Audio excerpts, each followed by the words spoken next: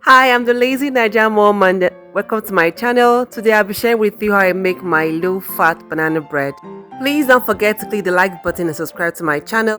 So you need the following ingredients and you're going to need ripe bananas just like these ones. Don't forget ripe bananas. So you wash, peel and mash your bananas. So here I'm using my potato ricer because I'm making lots of banana breads today. But you can use a fork, it works fine too.